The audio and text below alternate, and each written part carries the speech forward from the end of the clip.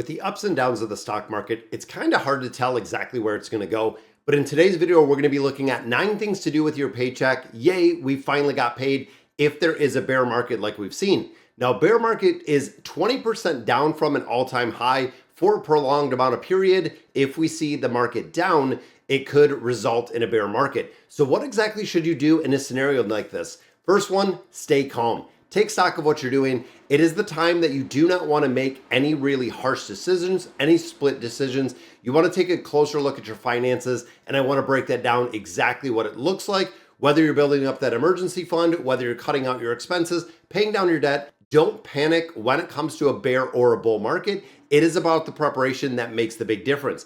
As an investor, this is where you have to take the emotional side out of money. I know how incredibly difficult it is to see you invest $100,000 in the market. All of a sudden, it's down that 20% for the bear market. You're now at 80K. Everyone at that point wants to sell. This is the point where you need to hold it. Now, remember, if you put $100,000 in the market, and let's say theoretically you buy 2,000 shares of a company, when it goes down to that 80K, you still own 2,000 shares of that company. Even though the value of the company went down, you didn't lose any money. The only time you're losing money in the stock market is when you cash out. If there's a point where you quit, when you pull the money out at that 80K, now congratulations, you no longer hold that asset because you pulled the money out of there and you just lost 20K. Now, the second one, staying invested. This is what we are focusing on. The worst thing you can do in a bull market, in a pullback market, is pull your money out and stop investing or stop investing.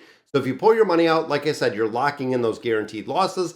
If you stop investing, you're buying it on sale. You're buying it at a discount. If again, it's 20% down, this is the best time to up the ante. This is the time you need to be dollar cost averaging more than you normally do. And me personally, since I've been doing this, we dollar cost average every single week. We even put extra money in there when the market goes down, like we seen last week. If we see a market decline, we are investing on a regular basis. And big picture, guys, focus on the essentials. Focus on retirement. Think of what you're saving your money for.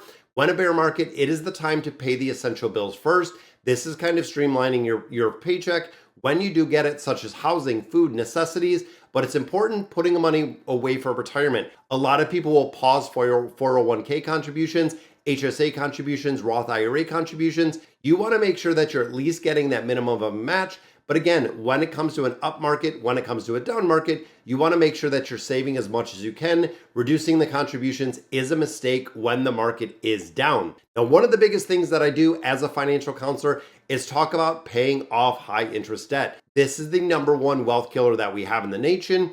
When you start looking at paying off high interest debt and the rates that really go along with it, if you have a credit card at 25%, I guarantee you there's not going to be any place that they're going to guarantee a 25% return over an extended amount of time like they do with credit cards. This is where the debt strategies really come in. When you look at the snowball method, when you look at the debt avalanche method, it is a very dangerous slope if you don't get the credit cards under control. That high interest debt will absolutely crush your ability to invest in the market. Now, when we start thinking once the debt is gone, moving into the emergency savings, this is one of my biggest priorities. When you start getting that debt gone, when you start saving for essentials, it keeps you, and it really does break that paycheck to paycheck cycle of having to borrow money to cover expenses. Because you have that emergency fund, you already have the money set aside that when an emergency comes up, and trust me, there will be a point in your life where an emergency does appear, you know exactly how you're going to pay for that unexpected expense, and it is covered in its entirety. It keeps you from living paycheck to paycheck. It keeps you from borrowing money when something happens. Now, when we look at number 5, doing things in moderation, since inflation, market volatility can really impact how much you can save depending on the cost of goods. When we've seen super high inflation, a lot of things were a lot more expensive. That means you got to pull back a little bit. There's not a chance, that you're going to get another 10% raise because inflation's at 8%, 9%. Holding onto cash in favorable conditions can really make a big difference.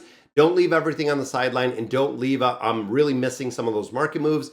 When the market pulls back, that's why I said when I do dollar cost averaging, I put money in the market when the market is down. I don't want to buy it at a higher price.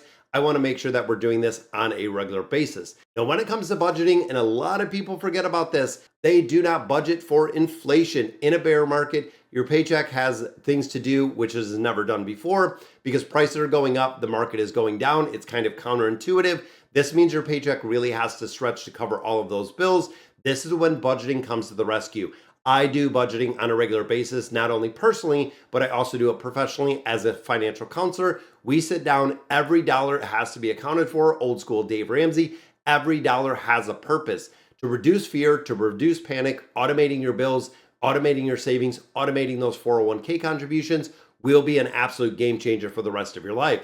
When you start looking at some of the apps, again, Dave Ramsey, Every Dollar app, the Good Budget app, the Rocket Money, there's a lot of different things in there. Me personally, I focus on zero-based budgeting is my go-to for every single dollar, where we have our first bucket, that is income. So anywhere you're generating money, whether it's dividends, whether it's income, anything that you're bringing home. Second bucket, of course, are liabilities. The less and the lower you can get that bucket, the more you're going to have in our third bucket, which is the money that you have left over. That could mean repaying high interest debt. That could be your savings account, building that emergency fund. That could also be your very, very heavy investment account, which you just stock up through a multitude of years to make sure you have that 1.24 million that people are thinking we need to retire. Now, when we start looking at number 8, avoiding unnecessary expenses, this is another one. Goes without saying, but in a bear market, it is not the time to be spending and spending absorbently because your spending needs a plan.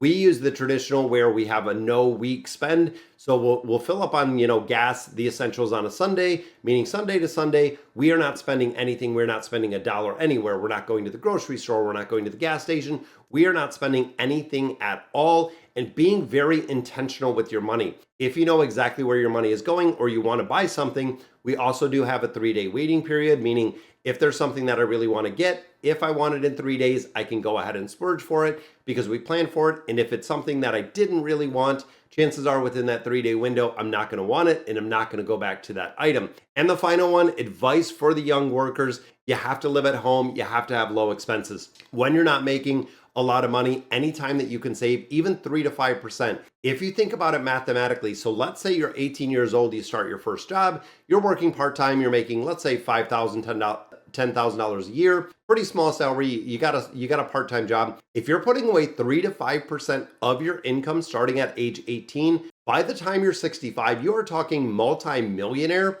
with your investment strategy. As long as you're investing into low income index funds. Let's say you're investing in the S&P 500. If you're 18 or even say 20 for rounding, by the time you hit 45 years of investing 3 to 5%, all of the pay raises, all of the matches, all of the salary increases, all of the investments, you will be a multi-millionaire guaranteed if you're putting money away. Now, through the years, you can increase contributions, and I do this systematically. I know they do this at my financial institution. Is every single year it goes up by 1%. If you get a 2% raise, 3%, 5%, whatever it is, it goes up by 1%. The goal with that 1% is getting it to 15%. The sooner that you hit that 15% number and then investing 15% into your 401k or your IRA every single year for all of your working years, I guarantee you, you will be a multimillionaire in no time, because the sooner you do this, the earlier you do this, the bigger that compounding effect is going to have. All right, guys, so that is going to do it for today's video. Hope I shed some insight on things to do with your paycheck during that bear market. Let me know in the comments what you guys think, and as always, thank you guys for watching.